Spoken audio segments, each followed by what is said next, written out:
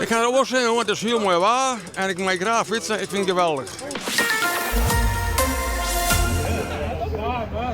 Dit is de eerste keer dat ik in deze omgeving kom, in Zuursterveen. Ik kom zelf uit Makkum. Ik ben op zich een fanatiek fietser. Dus even wat oors, omgeving. Dus ik heb er wel zin in. Voor Matten is de eerste keer. Wielst een soort orendeelnemers al jarenlang onder Pieter Wening Classic meedogen. De kenkeers hem weer uit verskate afstand. De langste tocht van 150 kilometer ging al betiert in de maand van start. Ja, we gaan eerst richting Piebos en dan Boerak en dan weer om naar Griepskerk, Zuidhorn en Warfstemonen. En dan nog een slagje hier en dan weer om via de Waardik terug via Kolm naar Srusterveen.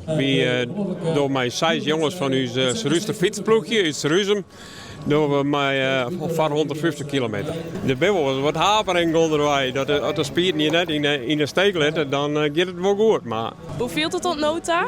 ja, ik ben aardig voorbereid en weer aardig getraind, dus het moet wel lukken, dacht ik. Een soort deelnemers verschijnen op de racefiets onder start. Doch skiers net elke niet in ervaar. Ik hier vroeger een racefiets, maar ik ben nu wat ouder geworden en ik zei, doe maar een elektrische fiets. Dat wordt we heel goed. Nee, gewoon lekker ontspannen, fiets onderwijs, een bakje koffie drinken, even gezellig praten. En dat is super gezellig.